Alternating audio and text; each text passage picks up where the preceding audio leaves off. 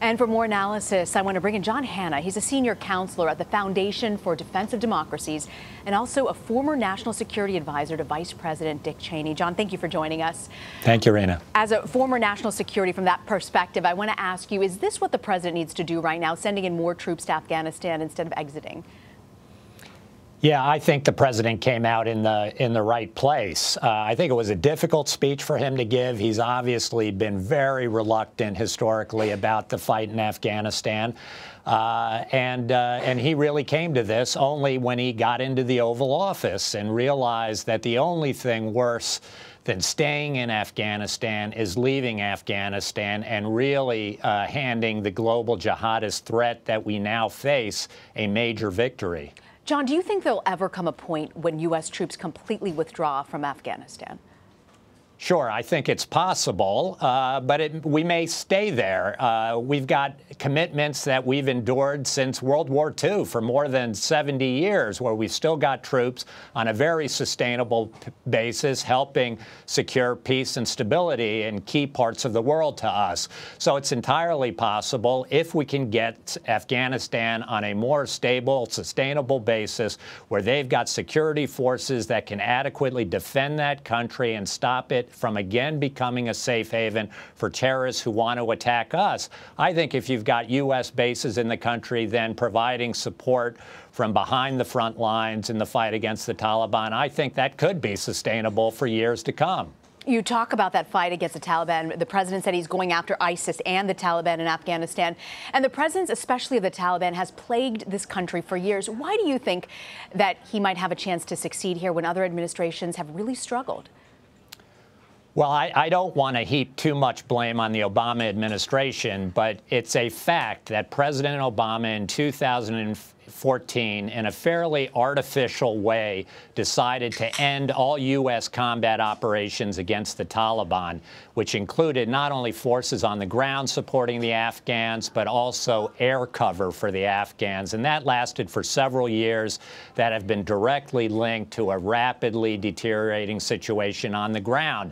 I think President Trump and his generals have decided we need to get much more back into that fight in the main battlefield in Afghanistan, which is not so much against al-Qaeda and ISIS, although those are real missions that we have to get after, but it's really that fight against the Taliban for the heart and soul of the Afghan people. That's where the United States has really got to be supporting the Afghan security forces in a much more aggressive way, and I think that's the promise of what the president was talking about in his speech last night. John, you come from an interesting perspective because you were Vice President Dick Cheney's national security advisor. You've seen the fallout from the September 11th attacks. Based on your experience, you talk about the Taliban and needing to focus on that, but what needs to change differently that you feel could make us, if we were to ever exit Afghanistan, to make it to where these folks there can actually stand up and defend themselves against the Taliban?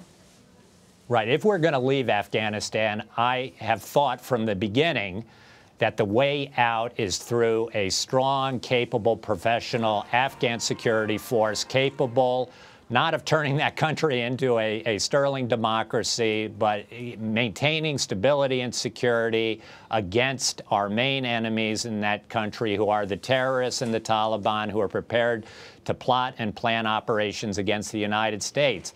That kind of Afghanistan with that kind of security force maintaining stability is what we need to shoot for. It's our way out of Afghanistan. And I think if we adequately resource that, if we have a long enough time perspective to continue to support them and give them the capabilities they need to do that, I think that we can still achieve the kind of limited ambitions and goals that the president set out last night. You know, the Afghan ambassador to the United States released a statement praising the president's announcement. What do you think this says about the state of the country right now? Would we have seen a similar reaction if we were talking about Iraq, for instance?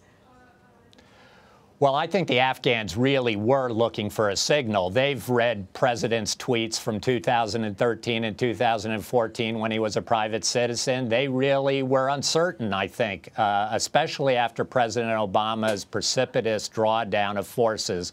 They were worried about what President Trump was going to do here, whether he was all out or was he going to be all in and continue this fight to keep Afghanistan secure from the terrorists. And what they heard last night, I think, after a lot of deliberations, a lot of work by generals that the president trusts, they turned his mind on this, and the president has said he's all in terms of getting to an honorable and enduring outcome. Not a perfect outcome, but an outcome that's good enough for the United States. And I think Afghans and all our allies are going to be heartened by that message. John Hanna in Washington. John, thank you so much for joining us. Thank you, Rena.